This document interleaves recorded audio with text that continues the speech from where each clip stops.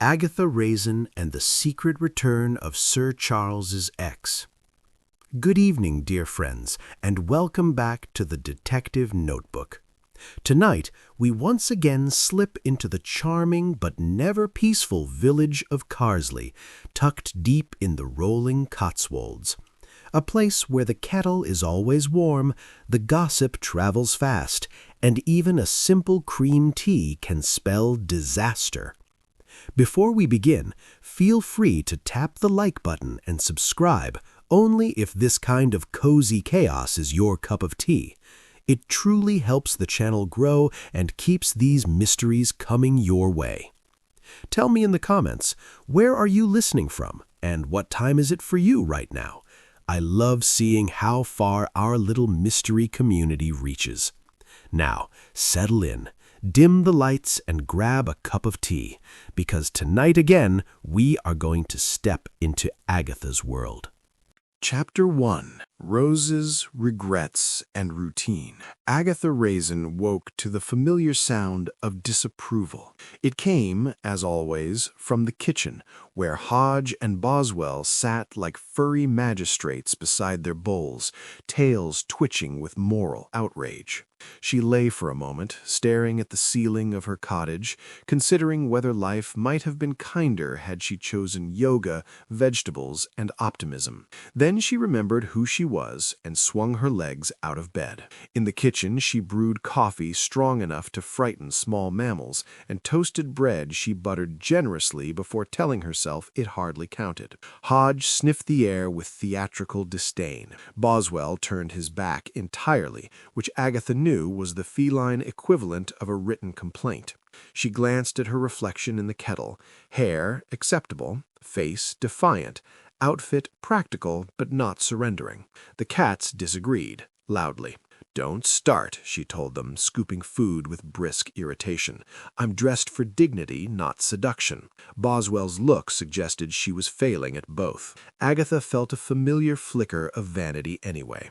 Sir Charles had once liked this jacket, or perhaps he'd merely tolerated it, which lately felt like the story of her life. She carried her coffee to the open window, where spring air drifted in smelling of damp earth and ambition. Carsely was already stirring. She could hear Mrs. Phelps calling instructions to someone unseen, a van door slamming, the faint clink of gardening tools preparing for the annual spring festival. Daffodils nodded everywhere with irritating confidence. Darcy Somerville's display, directly opposite, was already immaculate, as if the flowers themselves feared disappointing her. Agatha took a sharp sip and muttered something unrepeatable. Darcy had won the competition 3 years running and behaved as though it were hereditary. Agatha suspected witchcraft, bribery, or an arrangement with the devil involving organic fertilizer. Yesterday, Darcy had laughed lightly and said, "One never knows what might poison the competition." Everyone else had laughed too. Agatha hadn't. The words returned now, unwelcome and oddly cold. From the lane below came gossip, drifting upward like smoke. 2 women paused, voices lowered but enthusiastic. "She's back," one said, "at the manor." The other gasped in the way Carsely reserved for news involving money or men. Agatha leaned closer, heart giving an annoying little thump. A woman, tall, elegant, unknown, had been seen walking Sir Charles's gardens. An old friend, perhaps, or something worse. Agatha snorted into her mug. Sir Charles was allowed a past. She was modern, broad-minded, practically European. Still, the image needled her. Someone younger, smoother, less inclined to argue about crumbs. The cats watched her face with interest, sensing weakness. The voices moved on. Agatha told herself the matter was ridiculous and turned back toward the table. That was when she noticed the envelope on the mat. Cream paper, her name written in a confident hand. No stamp, no explanation. She picked it up, fingers tingling unpleasantly. Inside was a single card. "Tea this afternoon," it read. "We should talk." No signature. Agatha felt a chill slide neatly down her spine, entirely ignoring her sensible cardigan. Outside, a shadow passed the window, too quick to place. Hodge hissed softly. Boswell stared at the door. Agatha straightened, pride flaring. Whoever wanted to talk could bloody well wait, but as she reached for her coat, curiosity followed close behind. She paused, listening to the ticking clock, the distant birds, the cats breathing like synchronized disapproval machines. Somewhere in Carsely, secrets were stretching awake. Agatha felt the familiar tug between caution and interference, sighed, and chose interference. She always did. Outside, the day looked harmless. That, she knew, was usually when it wasn't. She stepped outside anyway, locking the door, unaware she had already crossed an invisible line behind her now. The vicarage smelled of furniture polish, Earl Grey, and moral reassurance. Agatha had always found it faintly unsettling, like being judged by a benevolent ghost. Mrs. Bloxby ushered her in with a smile so kind it made Agatha immediately defensive, and sat her at the table already laid with cups, a sponge cake, and biscuits arranged with militant neatness. "You look well," Mrs. Bloxby said warmly, which Agatha translated as, "You look as though you've survived something." "I make an effort," Agatha replied, eyeing the cake. "It confuses people." They poured tea. Outside, the garden glowed with early spring, birds hopping with irritating cheer. For a few blessed minutes they discussed safe topics, the weather's indecision, the church roof, whether daffodils looked better in clusters or rows. Then Mrs. Bloxby cleared her throat, the universal signal that peace was ending. "I suppose you've heard," she said gently. Agatha stirred her tea with unnecessary force. "If this is about Darcy Somerville's begonias, I refuse to be impressed." Mrs. Bloxby smiled. "No, it's about Penelope Devereux." The name landed with a soft thud, like a cushion thrown with intent. Agatha froze, spoon mid-circle. "I'm sorry, who?" "Sir Charles's ex-wife," Mrs. Bloxby said. "She arrived yesterday, quite unexpectedly." Agatha's laugh came out a shade too loud. Ex-wives are like fashion mistakes. One assumes they've been packed away forever. Mrs. Bloxby winced politely. She was seen walking the manor grounds. Several people mentioned it, with interest.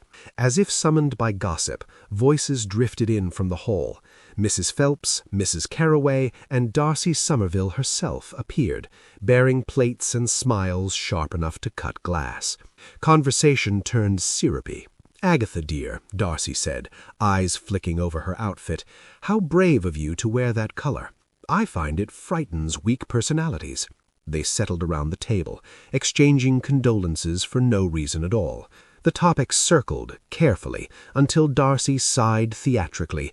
"Well, of course, it's Penelope. One does wonder why she's back." "To settle matters," came the voice from the doorway. Agatha felt it before she saw her, a shift in the air like a breeze scented with expensive perfume. Penelope Devereux stood framed by the door, tall, composed, smiling as though the village were a private joke. She wore elegance the way other women wore cardigans. "Do forgive me," Penelope said smoothly. "I was told Agatha Raisin might be here." Agatha stood, heart misbehaving. Up close, Penelope was infuriatingly calm, her gaze assessing without effort. Younger than Agatha would have liked, softer somehow, and entirely too amused. "Yes," Agatha said, "you've found her. Congratulations." Penelope's smile widened. "Sir Charles always spoke of you, with admiration." That was worse than insult. Agatha felt jealousy prickle, hot and unhelpful. She imagined Penelope here years ago, hostess to this village, confident and adored. The idea scraped at her pride. "I'm back to settle matters," Penelope added lightly, as though discussing laundry. "What matters?" Agatha asked. Penelope tilted her head. "Old ones, lingering ones." Mrs. Bloxby intervened with tea like a peace offering. The tension hummed, polite and vicious. After a few minutes, Penelope excused herself, leaving behind perfume and unanswered questions. Agatha watched her go, jaw tight. Whatever Penelope had returned for, it wasn't nostalgia, and Sir Charles was at the center of it. Agatha drained her tea and stood. "If you'll excuse me," she said, voice crisp, "I suddenly feel the urge to confront the past." Outside, the village looked unchanged. Agatha knew better. She set off towards the manor, irritation marching beside curiosity, certain of only one thing. This was not going to end politely. Chapter 2. A Body Among the Begonias. Sir Charles's manner always irritated Agatha, which she considered a sign of good taste.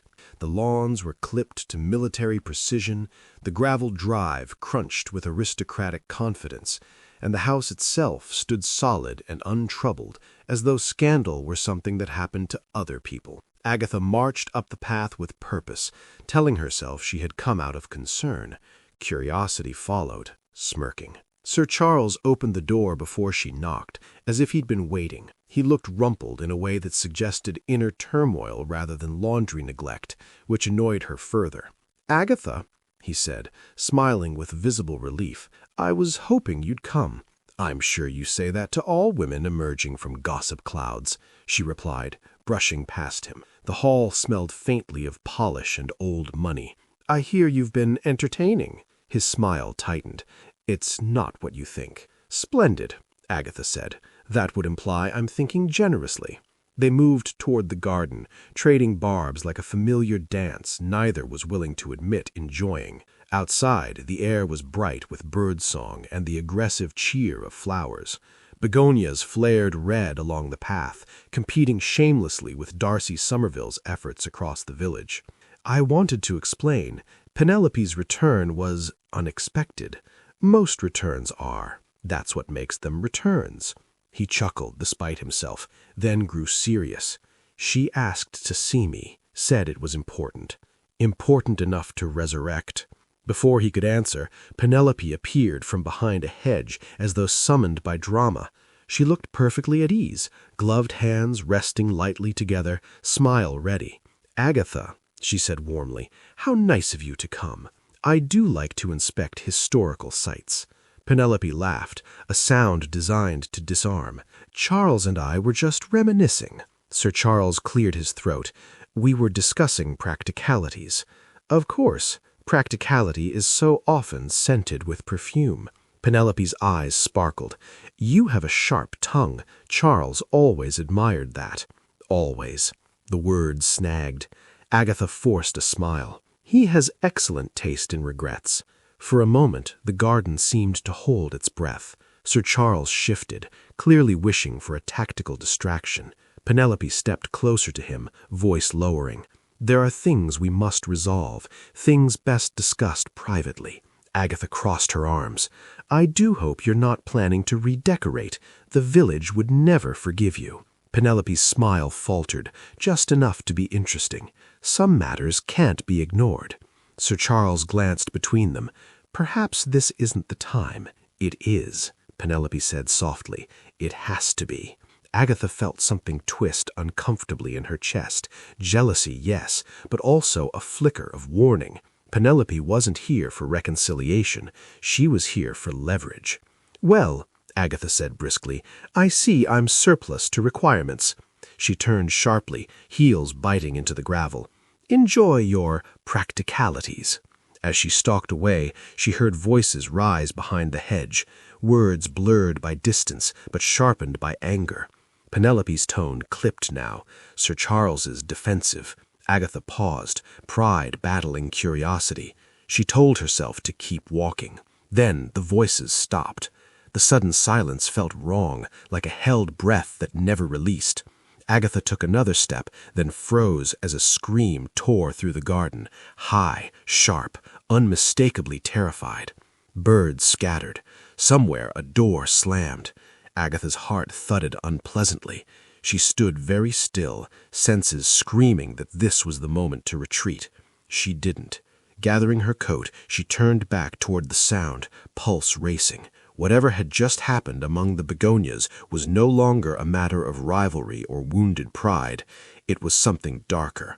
And Agatha Raisin, against all sensible instincts, was already moving toward it. Agatha reached the far end of the garden just as Sir Charles came running around the hedge, his face drained of color. Aristocratic composure abandoned entirely. For a fleeting, horrible second, she thought he might be the one screaming. Then she saw where his gaze was fixed. Penelope Devereux lay among the begonias as if arranged for display. Her body was half-curled, one gloved hand outstretched, the other trapped beneath her in an awkward angle that made Agatha's stomach tighten. The flowers around her were crushed and torn, their red petals streaked darkly against the soil. It was grotesquely theatrical, like a failed attempt at a painting titled Tragedy in Bloom. "Oh my God!" Agatha breathed, immediately annoyed with herself for stating the obvious. Sir Charles stood frozen, mouth opening and closing soundlessly. She fell," he managed. I turned my back for a moment." Agatha didn't answer. She was already kneeling, careful not to touch, instincts overriding revulsion. The air smelled wrong. Roses, yes, but beneath them something sharper, faintly sweet, unpleasantly familiar. Bitter almonds. She straightened slowly. "Don't!" Sir Charles said hoarsely. "Don't touch her." "I wasn't planning to redecorate," Agatha snapped, more sharply than intended. She scanned the ground. The soil near Penelope's feet was disturbed, as if someone had slipped or struggled. One heel was twisted at an unnatural angle. Nearby, something glittered. Agatha leaned closer. A bracelet lay half buried in the earth, its clasp snapped clean. Not cheap. Penelope hadn't struck her as a woman who tolerated cheap. Agatha felt the unwelcome flicker of excitement she always despised, the sense of a puzzle forming. Voices drifted in from the house. A maid appeared, gasped, and vanished again with impressive speed. Within minutes the garden filled with murmurs, horrified whispers, and the rustle of sensible shoes approaching tragedy. Mrs. Bloxby arrived breathless, hands clasped, face stricken. Darcy Somerville followed, eyes bright with the curiosity she tried unsuccessfully to disguise as concern. Someone suggested calling the police, as though it were a novel idea. Sir Charles finally sank onto a bench, head in his hands. "They'll think I did it," he said quietly. Agatha looked at him, really looked. Shock, grief, confusion, no calculation. "Try not to sound guilty," Agatha said. "It encourages people." A police car crunched up the drive not long after, the sound oddly mundane. 2 officers stepped out, expressions already resigned. The taller one surveyed the scene with mild irritation, as though Penelope had inconvenienced him by dying outdoors. "What have we got?" he asked. "Body. Former wife. Complicated." He raised an eyebrow. "You involved?" "Only emotionally and observationally." They examined Penelope with brisk efficiency, muttering about falls and accidents. Agatha watched, arms folded, irritation growing. One officer stepped directly onto the disturbed soil without noticing. She bit back a protest. Let them underestimate it. They always did. "She could have tripped, hit her head," the officer said. "On the begonias?" Agatha asked. "Flowers can be dangerous." "Yes, especially when assisted." Sir Charles was asked to recount events. His voice shook. Darcy hovered, absorbing every word like gossip nectar. Agatha noticed how Penelope's expression, even in death, seemed oddly composed, amused almost. As the body was finally covered, Agatha felt the familiar settling sensation, like a door closing behind her. She didn't want this. She never did. And yet the details tugged at her mind insistently. The bracelet, the smell, the silence before the scream. Accident or murder, those were the only options, and neither sat comfortably. One thing was certain. Penelope Devereux hadn't simply returned to Carsely to admire the flowers. As the police began their questions and the village's shock started to sharpen into suspicion, Agatha exhaled slowly. Another mystery had claimed her attention, and experience told her it wouldn't let go easily or gently. Chapter 3. Suspects with Sugar on Top. The village hall had never seen grief look so well fed. Agatha stood just inside the doorway, surveying the scene with the practiced eye of a woman who knew competitive social behavior when she saw it. Lace tablecloths had been deployed. China cups clinked with solemn enthusiasm. A banner reading "With Sympathy" drooped slightly, as if exhausted by the effort. The air was thick with the smell of sponge cake, strong tea, and barely suppressed excitement. She took a plate before anyone could stop her. If she was going to mourn, she intended to do it properly. Mrs. Phelps approached first, lips pursed. "Such a shock," she murmured, glancing around to ensure everyone noticed her murmuring. "So sudden." "Yes," Agatha said, helping herself to a slice of Victoria sponge. "It really ruins a day." Mrs. Phelps blinked, uncertain whether this was agreement or insult. Agatha moved on. Clusters of villagers stood close, voices low but animated. Condolences were exchanged with the enthusiasm usually reserved for raffle tickets. Darcy Somerville presided over the refreshment table like a general, her black dress immaculate, her cake suspiciously superior. "I baked it myself," Darcy announced, to no one in particular. "In sorrow, of course." Agatha tasted it. Light, perfect, infuriating. "Grief does seem to agree with you," she said sweetly. Darcy's smile tightened. "We all cope in our own ways." Agatha scanned the room as she ate, mentally arranging people into neat categories. Mrs. Carroway hovered near the window, eyes darting, hands trembling slightly, as she stirred her tea for far too long. A former friend of Penelope's, according to Mrs. Bloxby. Estranged after a disagreement involving money and credit for a charity event. Resentment clung to her like a shawl. Near the notice board stood Mr. Fenton, the widowed florist, shoulders slumped theatrically. He dabbed at his eyes with unnecessary frequency, glancing about to see who noticed. Agatha recalled Penelope laughing with him at the manor gates, a spurned admirer, perhaps, or just a man enjoying attention. And then there was Lydia Marsh, new money and old ambition wrapped in tasteful mourning. She spoke softly to a small audience, eyes shining. Penelope had apparently promised to help her socially, whatever that meant. Agatha suspected it involved introductions and leverage. "She knew things, you know," someone whispered nearby. Agatha angled herself closer without appearing to listen, a skill honed over decades. "Money," another voice said, "quite a lot of it, came from nowhere." "Well," Darcy said loudly, "some women always land on their feet." Jealousy flickered around the room like static, gentle but persistent. Agatha felt it too, to her annoyance.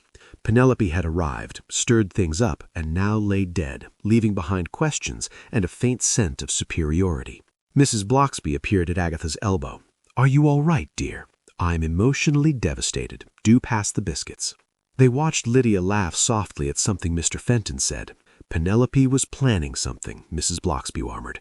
She mentioned settling matters. "Everyone keeps saying that," Agatha replied. "No one ever says what the matters are." She glanced again at Mrs. Carroway, who was now crying openly, though without tears. Agatha noticed how her gaze kept drifting toward Darcy, then away. Agatha finished her tea and set the cup-gown decisively. Comforting as cake and gossip were, they were only the icing. Underneath lay something heavier. Secrets, money, and motive. As she reached for her coat, she caught another whisper. She knew things that could ruin people. Agatha smiled thinly. That explained the cake and the fear. Stepping outside into the cool air, she felt her resolve harden. Penelope Devereux hadn't died for lack of balance. Someone had envied her enough or feared her enough to act. And Agatha Raisin intended to find out exactly who. Penelope Devereux's rented cottage sat at the edge of Carsely like a well-kept secret pretending to be modest.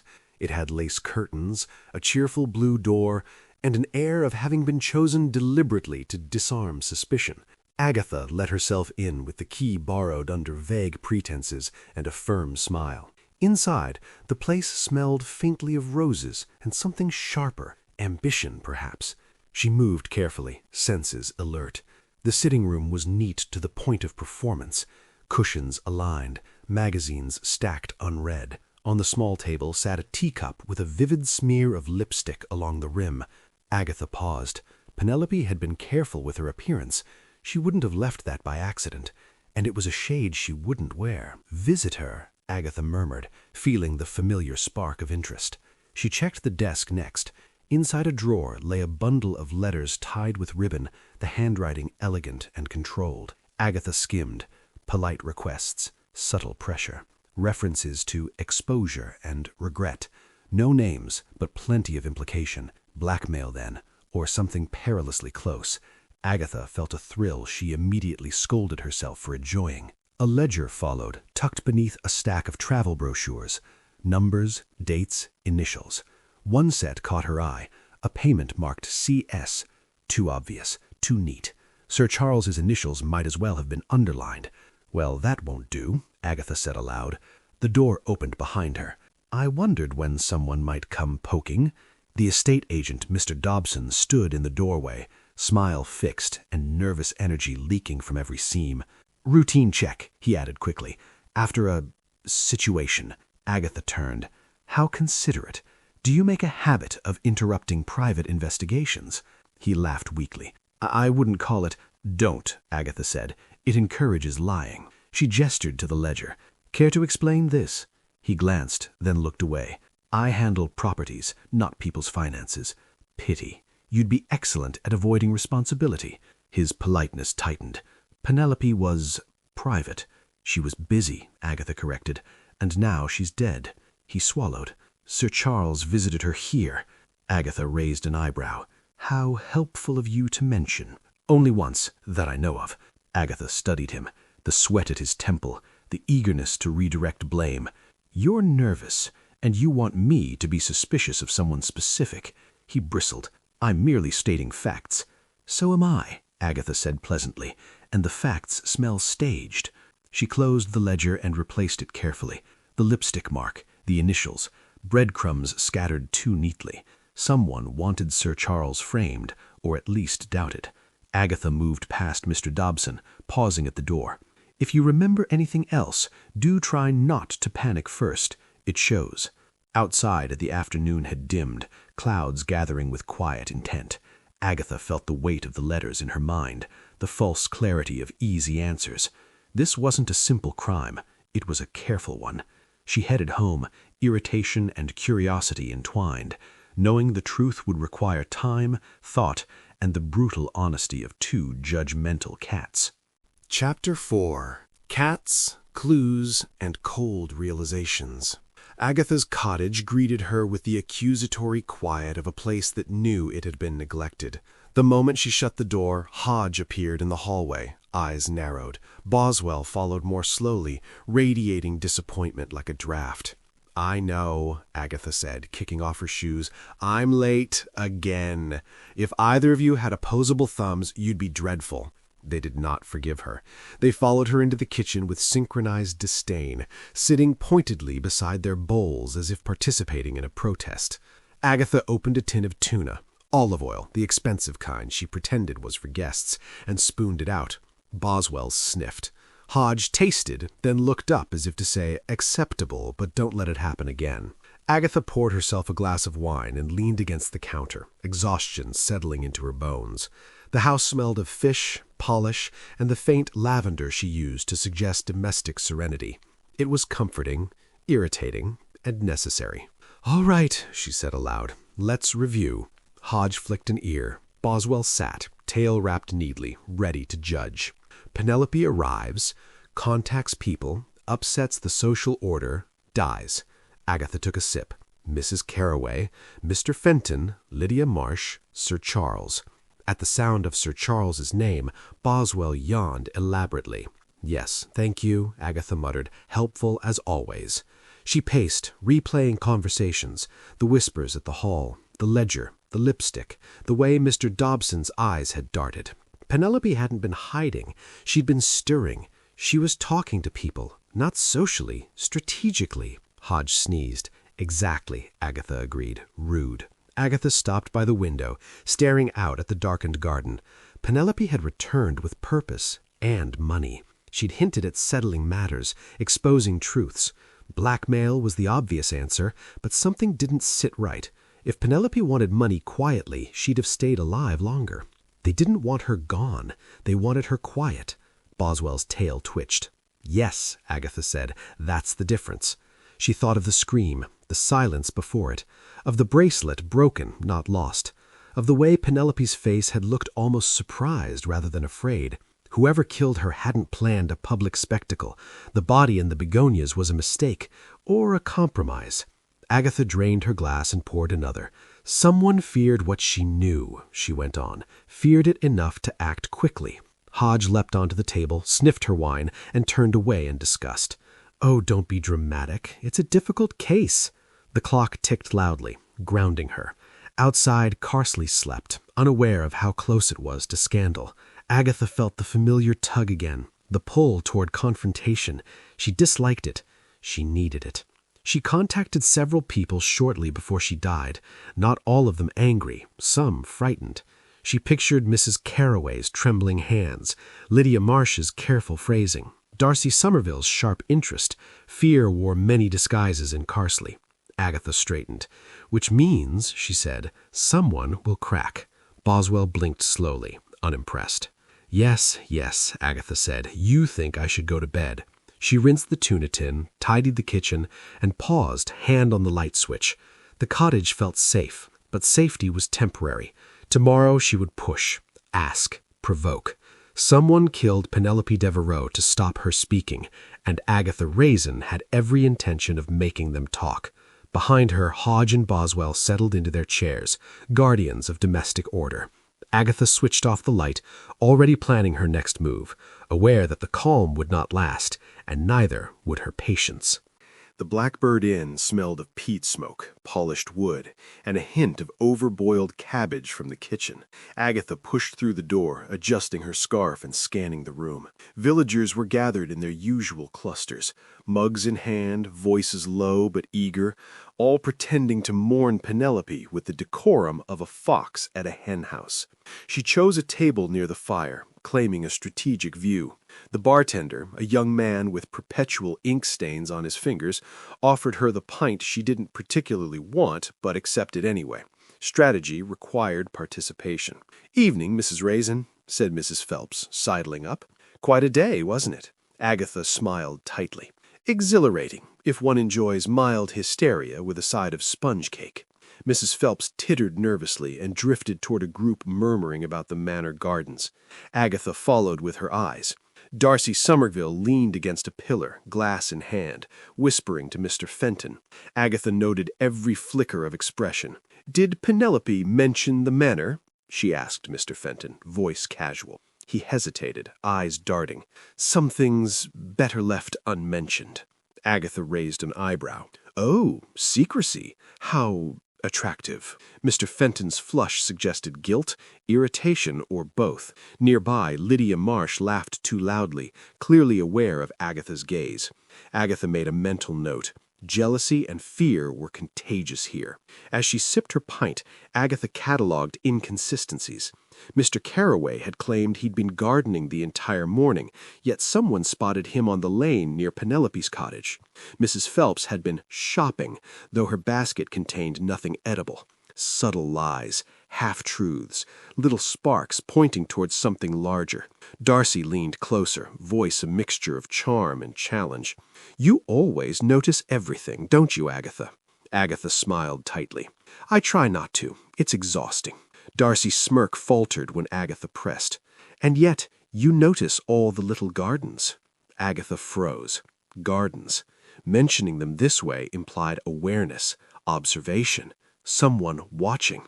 A shadow shifted near the doorway. Quick, too deliberate. Someone was aware of her, uncomfortably close to warning rather than threat. Agatha's pulse ticked upward, irritation blending with adrenaline. "Something you're not telling me?" she said to Darcy, tone innocently sharp. Darcy's laughter lacked conviction. "Merely gossip, nothing more. You worry too much." "Ah, yes. Worrying is part of my charm." Her attention snapped back to the room. Whispers surged as if Penelope's ghost was moving through the walls, teasing out motives. Hints of jealousy, envy, and fear floated alongside pints of bitter ale. Agatha traced the conversations like breadcrumbs. Mrs. Carroway avoided mentioning the flower beds. Mr. Fenton subtly redirected talk whenever Sir Charles was named. Lydia Marsh maintained a perfect, watchful smile. It all converged into one undeniable conclusion.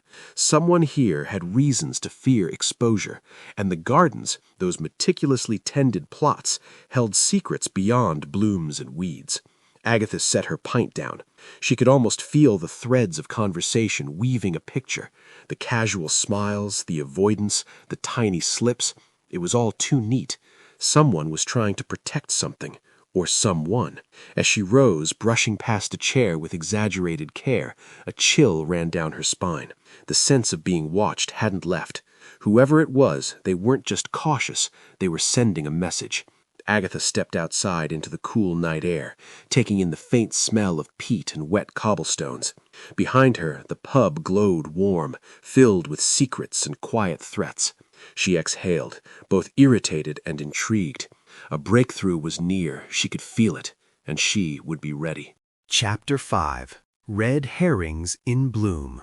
The communal greenhouse smelled of damp soil, mildew, and over-enthusiastic horticulture. Agatha stepped inside, adjusting her scarf and bracing herself for the inevitable assault of overly sweet fertilizer.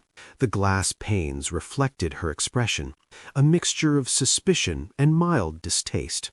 Hodge and Boswell weren't here to judge, but Agatha could practically hear their imaginary critiques echoing in her mind. Inside, the air hummed with tension. Rows of exotic plants thrived under careful attention, though many leaned slightly, as though avoiding inspection. Agatha made a mental note. Begonias, the worst offenders, loomed like floral bullies. "Mrs. Raisin," said a voice sharp enough to cut through soil-scented fog. "You shouldn't be here."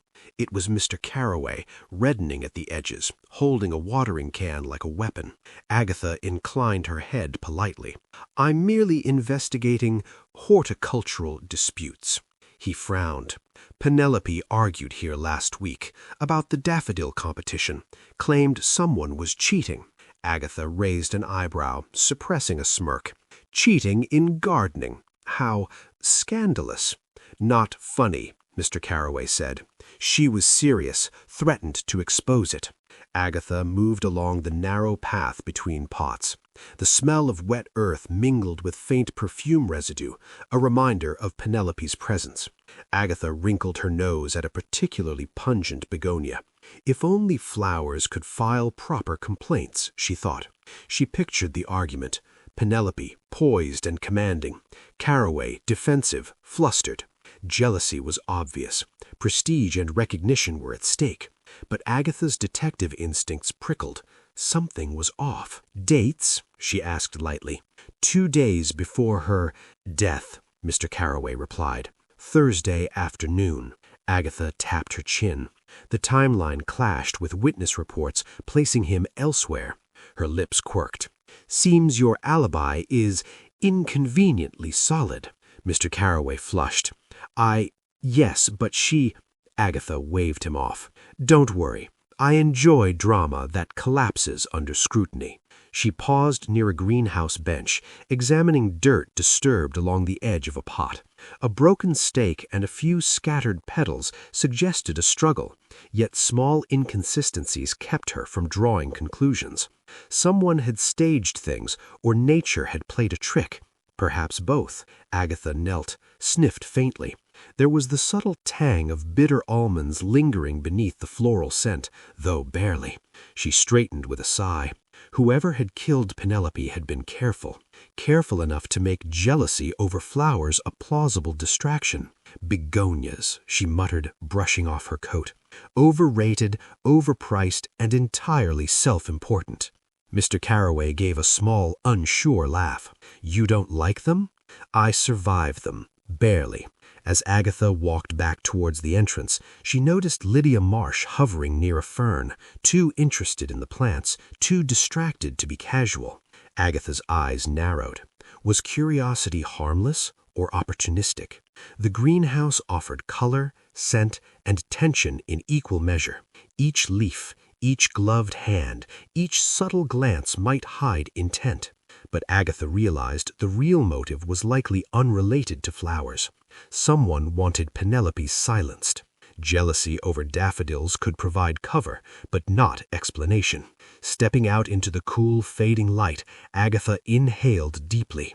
Damp earth, sweet blooms, faint perfume. Everything pointed to the truth, but only if she stopped looking at petals and started looking at people. Her notebook filled with observations, Agatha felt a small thrill. The red herrings were gathering, but the real thread was clearer. Money, secrets, leverage. Those were the stakes. The flowers merely decoration. And Agatha Raisin was determined to see behind the petals, wherever it led. Agatha sat at her kitchen table, the cats poised like furry sentinels beside her, while a small pile of bank statements and letters threatened to overrun the table's surface. Hodge sniffed at a folded envelope as if questioning her financial acumen, while Boswell tapped a paw impatiently, clearly expecting immediate conclusions. She took a deep breath. "All right, you two," she muttered. "Time to make sense of numbers before someone starts thinking I'm losing my mind." The statements revealed something peculiar, a substantial deposit into Penelope Devereux's account, recent and uncharacteristically large. Agatha frowned, scanning the documents. The source was listed simply as C. Trust, not particularly informative. She scribbled notes, her pen dancing across the paper like a frustrated violinist. "Trust," she murmured aloud. "Somebody in Carsely controls a trust, and that somebody probably has secrets they'd prefer remain buried." Her mind flipped back to the village hall, the pub, the greenhouse, the smiles, the half-truths, the subtle flinches, all those polite, jealous, slightly fearful faces. Money explained a lot, and yet it explained nothing. Why was the sum sent now? Why Penelope? Agatha poured herself a small brandy. She didn't need it, but ritual mattered. She moved carefully through the numbers, tracing the path from trust to deposit, noting signatures, dates, and authorizations. A pattern began to emerge, one that implicated authority, influence, and control. "The village leadership," she muttered, eyes narrowing. "Someone who prefers quiet compliance over scandal. Someone who doesn't want truths aired." Hodge twitched an ear. Boswell flicked his tail. Agatha ignored them. She pulled out her notebook, making a list of plausible suspects, those with access to the trust, those capable of influencing local opinion, those with motive to prevent Penelope from speaking. The list was not short. It was carefully constructed, like a lattice hiding rot beneath its polished surface. There were whispers here and quiet threats there. Penelope's charm, her knowledge, her timing, it had been dangerous to the wrong person, and now she was gone. Agatha leaned back, hands clasped, considering the implications. The money was more than cash. It was leverage, control, a threat. Whoever handled it could dictate events in Carsely without raising a finger, except in the last instance, when that finger had found its way to Penelope's end.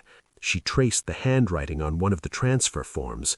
Familiar, deliberate, polished, not sloppy at all. Whoever orchestrated this had planned, calculated, and expected obedience. And yet there was a hint of impatience in the timing, a rush, a mistake. "Someone wanted to silence her," she said to the cats, who responded with the faintest flick of judgmental tails. "Not just remove her from view, silence her before she could act." Agatha exhaled slowly, sensing the danger sharpen around her like the edge of a knife. Knowledge was power. Curiosity was risk.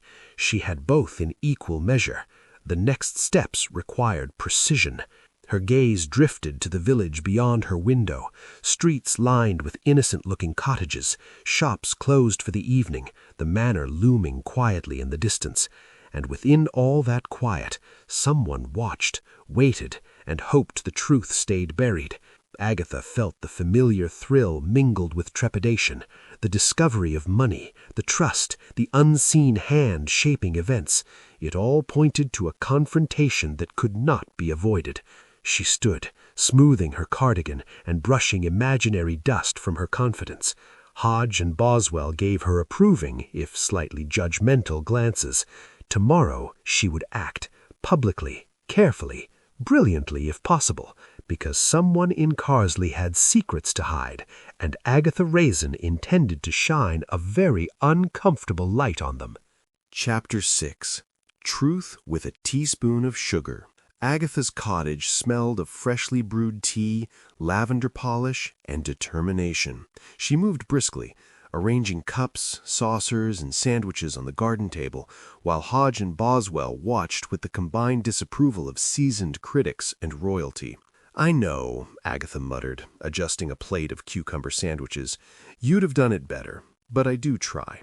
Outside, the sun filtered through budding trees, casting dappled light over the garden. Agatha had sent invitations to the usual suspects, under the pretense of a harmless tea party. Darling of the village she was not. Her gatherings were often tactical, a fact Sir Charles had learned to accept. Sir Charles appeared at the gate, trench coat slightly rumpled, worry etched on his handsome face. "Agatha, really, this seems ambitious and possibly dangerous." "Dangerous?" Agatha asked, placing a plate of scones down with exaggerated care. "If you mean emotional danger, yes, but I assure you I'm fully armed with tea, sympathy, and mild sarcasm." He gave a small sigh, stepping closer. "Just be careful. Someone may be watching more closely than you think." Agatha smiled, curling a hand around her teacup. "And if they are, at least I'll be charming while they do it." Guests began to arrive, Darcy Somerville in a crisp hat, Lydia Marsh with her perfectly aligned posture, Mr. Fenton fidgeting nervously, Mrs. Carroway whispering like a wind chime in a gentle breeze. Agatha noted every glance, every hesitation. Each subtle reaction was a brushstroke painting the picture of guilt, fear, or both. "Lovely day," Darcy said, voice smooth, eyes scanning the garden. "Quite peaceful." "Peaceful until someone admits to cheating in the daffodil competition," Agatha said sweetly, earning a sharp intake of breath from Darcy and a faint smirk from Lydia. Sir Charles hovered nearby, casting concerned glances. "Are you provoking them?" "Merely testing reactions," Agatha replied. "Observing." Agatha moved among the guests, offering tea and sandwiches with a perfunctory charm. Each pour of liquid, each slice of cake, a calculated opportunity to watch, to listen, to prod. Hodge and Boswell slinked in and out under the table, their presence invisible to most but a comforting constant to her. She brought up casual topics, the weather, village chores, gardening triumphs. Then she edged carefully toward more pointed mentions, Penelope's recent letters, the trust, minor discrepancies and alibis. Each statement was like a pebble dropped in still water. Ripples spread subtly, faces flickered, tension sharpened. Mr. Fenton spilled a crumb. Darcy's hand tightened on her cup. Lydia's eyes darted towards the hedge-line. Mrs. Carroway's whisper faltered mid-sentence. Agatha took careful mental notes, committing each nuance to memory. Sir Charles moved closer again. "You're drawing attention. Are you sure about this?" Agatha tilted her head, masking irritation with a playful smile. "Charles, the only risk is boredom, and we know that's a crime in itself." The garden held its breath. Sunlight caught on a bracelet glinting in the dirt near the flower bed, sending a private signal to Agatha. Small, subtle, but confirming a pattern she had been tracing for days. The air hummed with anticipation, polite smiles stretched thin, and Agatha knew one of these faces would crack first. One lie would unravel, one secret slip into the light, and the carefully constructed web would start to collapse. As she poured her last cup of tea, Agatha thought, the game begins now. Every sip, every glance, every polite word was a piece of the puzzle, leading inexorably toward revelation. Somewhere among the laughter, the polite coughs, and the faint scent of roses and scones, the truth waited. And Agatha Raisin had a very precise teaspoon ready to uncover it. The garden hummed with polite conversation, the soft clink of china punctuating murmurs and the occasional bird call. Agatha watched carefully from behind a teacup, Hodge and Boswell perched on nearby chairs, glaring with the sort of judgment that made human pride feel brittle.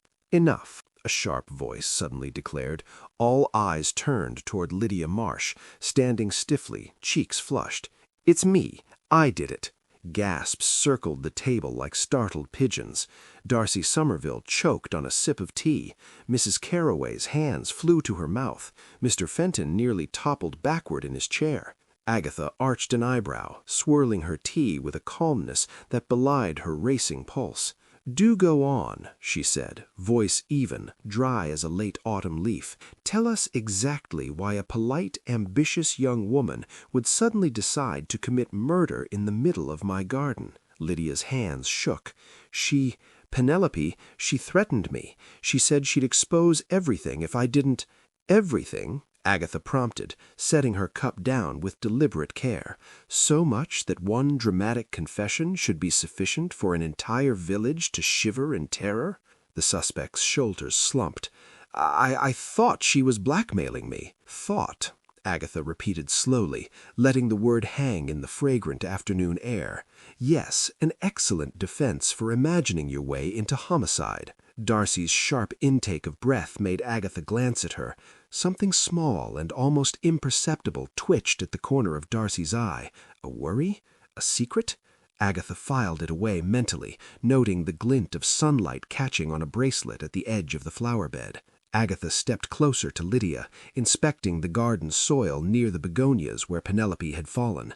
Her nose twitched faintly at the scent of disturbed earth mingled with faint perfume. Hodge flicked an ear. Boswell blinked slowly, unimpressed. "A detail often overlooked," Agatha said, her voice a touch sharper now, "is soil acidity. Begonias thrive in slightly acidic soil. This patch," she gestured at the flower bed, "was neutralized recently. Disturbed, yes, but not by your hands, nor in the manner you described." Lydia's blinked, confusion flooding her features. I don't understand." "Of course you don't," Agatha said gently, though her tone carried steel. "You were manipulated, coaxed into confessing for someone else's benefit. You merely played your part." The garden grew quiet. Sir Charles glanced at her with concern. Darcy's smile vanished entirely, and Mrs. Carroway seemed to shrink further into her lace gloves. Agatha's gaze swept the assembled faces. Small movements, half-hidden glances, the faint residue of perfume and soil on sleeves, it all pointed towards someone more cautious, more calculating, someone who expected a diversion, someone who counted on Lydia to be gullible. Who benefits from your story, Lydia? Who needed you to speak first, to mislead everyone? Lydia's eyes widened. Her voice faltered entirely. Agatha's lips curved in a tight, dry smile. "Exactly." She turned toward the subtle glint in the soil, lifting the bracelet with a gloved hand. "Here's where your lie fails. The true perpetrator underestimated 3 things: observation, patience, and soil chemistry." The whisper of wind moved through the garden. Hodge meowed once, approvingly. Boswell twitched a tail. The drama had shifted. The confession bloomed too fast, exposed by attention to detail, the smallest inconsistencies, and the delicate science of a gardener's terrain. Agatha straightened, adjusting her scarf. "Now we wait for the real culprit to crack. They will, sooner than later, and when they do, Carsely will see justice, gentle, precise, and utterly satisfying." Somewhere in the polite shuffle of feet and quiet tension, Agatha knew the final act was approaching, and she would be ready. Chapter 7. The Past That Kills. The garden air had grown still, the sun now slanting low, casting long shadows across the flower beds. Agatha stood at the center, notebook in hand. Hodge perched imperiously on the garden bench, and Boswell stalking the edge of the lawn, eyes sharp and unblinking. The assembled villagers shifted uneasily, their polite smiles stretched thin, tension humming beneath their collars. "Enough of whispers," Agatha announced, voice calm but carrying an unmistakable edge. "It's time someone said what we all suspect. Quietly, of course, but with clarity." Lydia Marsh shifted nervously. Darcy Somerville's lips pressed into a tight line, and Mrs. Carroway's hands trembled with apprehension. Sir Charles stood close by, worry etched into his handsome features, eyes flicking from Agatha to the suspects with that familiar mix of concern and admiration. Agatha lifted her teacup, letting the porcelain catch the late afternoon light. Penelope Devereux returned to Carsely not merely to cause a stir with gardens, gossip, or financial curiosity. She came to confront someone with secrets, someone who believed the past could remain buried. A hush fell. Even the breeze seemed to pause. "You, Mr. Pritchard," Agatha said, nodding toward the village treasurer, a man whose careful demeanor and respectable position had shielded him for years. You had motive, you had means, and most importantly, you had fear. Fear that Penelope would reveal your misappropriation of the charitable trust. Mr. Pritchard's face drained of color. He opened his mouth, closed it again, swallowed, and then attempted the faintest protest. Your jealousy, Agatha continued, voice low, precise, wasn't directed at the daffodil competition, nor at social standing, but at control, reputation, and the simple terror of exposure. You arranged your diversions carefully, counting on Lydia to mislead us with her hasty confession. Darcy's sharp intake of breath drew Agatha's eyes. The flinch, the subtle narrowing of pupils, confirmation that manipulation had been at play. You believed your position, your respectability would shield you, that a polite village, accustomed to niceties and veiled insults, would overlook the signs. Agatha paced slowly. Yet you misjudged one thing, observation, and the soil, which does not lie. Hodge mewed as if punctuating her point. Boswell's tail flicked in approval. Agatha ignored them, focusing on her audience. The soil where Penelope fell had been disturbed in a specific, calculated manner. You attempted to stage an accident, yet the broken bracelet, the altered acidity, the precise timing of letters and deposits all betray the careful planning behind your fear-driven act. Mr. Pritchard's hands trembled. I didn't. You did, Agatha said softly, decisively. And now the truth stands, exposed not by gossip, not by coincidence, but by observation, deduction, and a very simple love of detail. Sir Charles exhaled, relief washing over him. Agatha's gaze softened briefly in his direction, but her eyes returned to Pritchard, unwavering. Jealousy, fear, and past crimes had collided in a manner both tragic and predictable. Penelope had been silenced, but not without leaving traces, a testament to her influence and the recklessness of the guilty party. The villagers murmured, absorbing clarity. Justice, delayed but inevitable, had arrived. Agatha allowed herself a small, dry smile.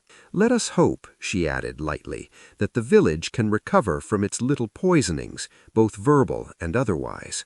Hodge purred. Boswell yawned. Agatha took a deep breath, feeling the tension release like the last sigh of a long-held secret. Carsely had endured scandal before.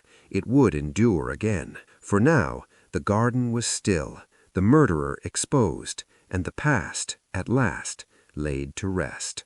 The sound of approaching footsteps grew louder over the gravel path, punctuated by the occasional bark from a nervous dog in a neighboring garden. Agatha stood in the center of the manor's lawn, notebook tucked under her arm, watching as two uniformed officers approached Mr. Pritchard. The treasurer's face had lost every vestige of color, his usual composure replaced with the awkward, guilt-laden shuffle of a man caught entirely unprepared. Hodge meowed once, sharply, while Boswell stretched lazily on the bench. Agatha ignored their judgmental stares, which somehow felt heavier than the officers' scrutiny. "Mr. Pritchard," one officer said, politely but firmly, "you're under arrest in connection with the death of Penelope Devereux. Please come with us." The crowd that had gathered murmured, a mixture of relief, surprise, and lingering suspicion rippling through them. Darcy Somerville whispered something sharply to Mrs. Carroway, who nodded in wide-eyed agreement. Lydia Marsh blinked repeatedly, apparently still trying to process her own unwitting role in the staged confession. Sir Charles stepped forward, his hands buried in his pockets. "Agatha," he said, his voice caught somewhere between gratitude and embarrassment, I don't know how to thank you." Agatha offered a dry, faintly sardonic smile. "I could start with tea and a slice of cake, but I'm not picky." His eyebrows lifted. "I mean, truly, for everything. You saved more than just me from embarrassment." "I'll take that as acknowledgement," Agatha replied, her tone teasing, though her heart warmed slightly. "It's nice to be recognized, even if it comes after a corpse has been involved." The officers led Pritchard away, handcuffs glinting in the afternoon light. His protests and faint bluster seemed feeble against the evidence Agatha had collected, from soil acidity to ledgers and letters. The village collectively exhaled, the tension in the air melting like frost under early spring sun. Agatha allowed herself a small sigh, settling onto the bench. Hodge hopped onto her lap, kneading her cardigan with tiny claws. Boswell circled once, tail flicking in approval, then claimed his usual spot beside her. The domestic presence grounded her, a reminder that even after chaos, ordinary life endured. Villagers seemed relieved and slightly horrified, but mostly relieved. Mrs. Carroway approached cautiously, voice soft. "You've done, well, Agatha, remarkable." Agatha nodded politely. "Thank you, but remarkable is exhausting." Darcy Somerville, gloves clasped tightly, offered a curt nod of acknowledgement. Agatha caught a faint blush in her cheeks and a sparkle of residual jealousy fading into admiration. It was subtle, satisfying, and entirely her own observation. Sir Charles stepped forward slightly beside her, offering a hesitant smile. "Do you fancy dinner sometime? Not solving a murder, just dinner." Agatha's eyes narrowed playfully. "I'll consider it on the strict understanding that you behave charmingly." He grinned awkwardly. "I'll try my best, no promises." The village seemed to breathe collectively. Children returned to playing near the manor gates. Shopkeepers peeked out from windows, curious but reassured. Even the manor's roses, scattered with sunlight and shadow, seemed to bloom with newfound serenity.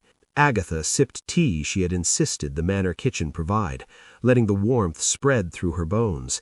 Satisfaction mingled with fatigue. The thrill of solving a murder had given way to the calm of justice served and order restored. She glanced at Hodge and Boswell, who regarded her with the combined authority of judges and critics. "Yes," she murmured, "we've done well. But tomorrow we return to routine." And with that, the garden settled into quiet normalcy. Carsely had survived scandal, secrets were exposed, and Agatha Raisin, bruised, tired, and triumphant, could finally, for a moment, simply breathe. Chapter 8. Tea, Cats, and Quiet Triumph. Agatha unlocked her cottage door, stepping inside to the familiar scent of lavender polish, worn books, and just a hint of yesterday's tea. Hodge and Boswell greeted her with exactly the disapproval she expected, tails high, eyes narrowed, bodies taut with judgment. "Ah," Agatha said, setting down her coat, "I see you've missed me just enough to remind me of my failings." Hodge mewed sharply, weaving between her ankles. Boswell perched on the windowsill, flicking his tail like a metronome of reproach. Agatha sighed, already feeling the comforting tug of domestic normalcy. She poured a small dish of tuna for Hodge and a bowl of chicken pâté for Boswell, noting their ears flick and tails twitch in appreciation. "See," she said, "all forgiven, conditionally." The cats ate with the precision of critics sampling a delicate soufflé. Agatha leaned back in her chair, sipping the tea she had poured for herself, letting the warmth seep into her fingers. Outside, Carsely glowed softly in the afternoon sun, shadows dancing lightly across the thatched cottages. She reflected quietly on recent events. Jealousy, ambition, and fear had collided like storm clouds over the village. Age and experience had been her allies, patience her weapon. She had navigated deceit, subtle threats, and social pretension with nothing but observation, wit, and a stubborn insistence on justice. Hodge licked his paw, his gaze still sharp, as if to say, "Not bad, human, but stay humble." Boswell yawned dramatically, tail flicking over the table edge. Agatha smiled wryly. Yes, yes, lessons noted. Humor flowed naturally now, lighter, self-deprecating. She remembered Lydia's hasty confession, Mr. Pritchard's pallid face, and the way Darcy had flinched at the right moment. Even Sir Charles had fumbled slightly with his awkward thanks, and she had allowed herself a small internal chuckle at the absurdity of the human condition. She sipped again, savoring the quiet. Her reflection drifted towards more personal thoughts. Jealousy, both hers and the villagers', had stirred tension, but it had also reminded her of her resilience.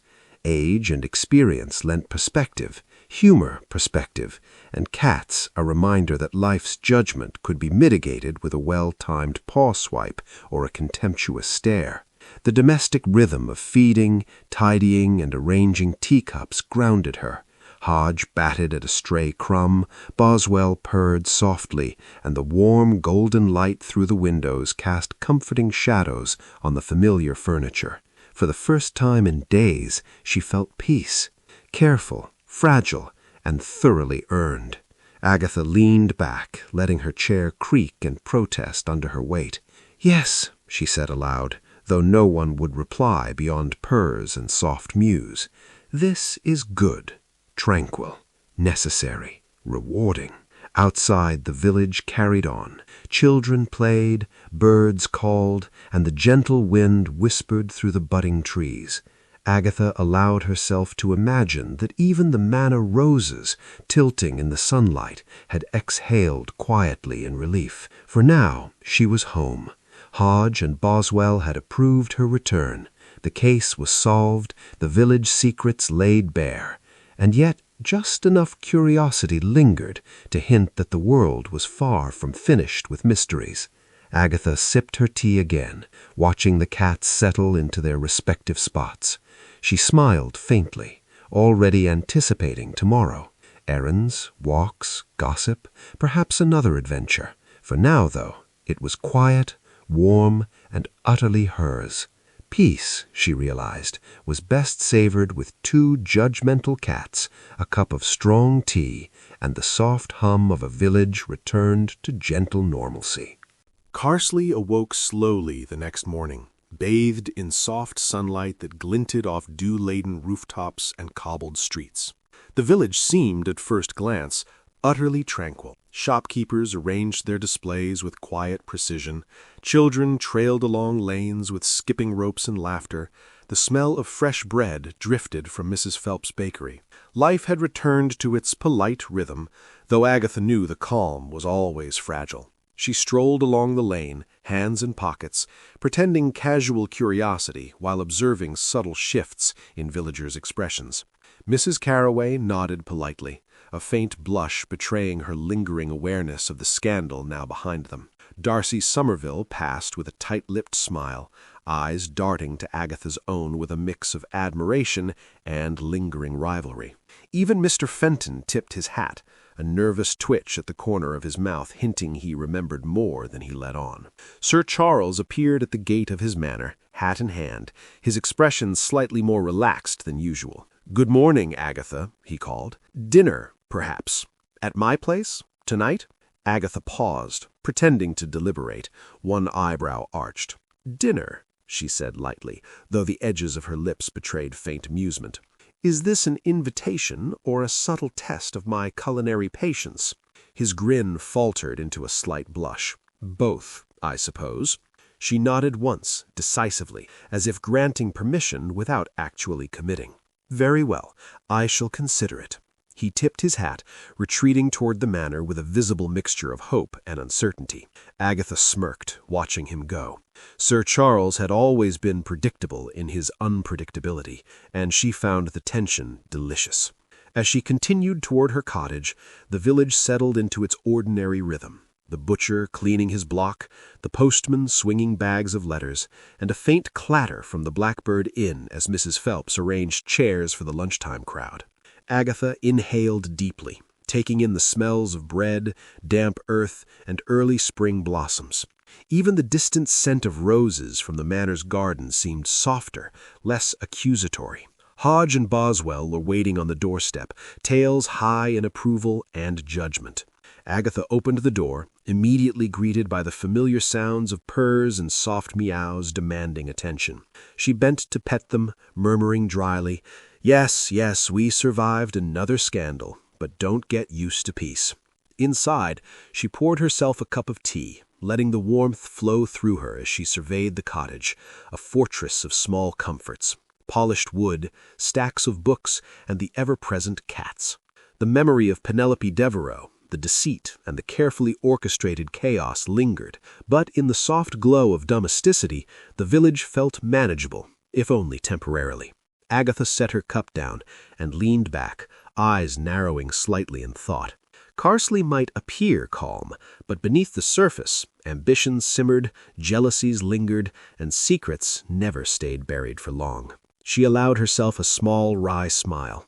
Adventure, intrigue, and minor scandal were never far away. Hodge mewed insistently, Boswell twitched a tail, and Agatha laughed softly. Yes, I know, there will be another mess. Soon, no doubt, but for now we observe, we wait, and we sip tea. Quietly, carefully. The village, at least outwardly, had settled. Birds sang, doors opened and closed, and life moved with gentle predictability. Yet Agatha Raisin, curious, cunning, and irrepressible, already sensed the next disturbance on the horizon. Peace in Carsely was always temporary, and she was ready for whatever came next. For now, she sipped her tea, Hodge and Boswell at her side, and allowed the comforting illusion of tranquility to settle over her. Tomorrow the village might stir again, but tonight the detective, the cats, and the cozy cottage held dominion.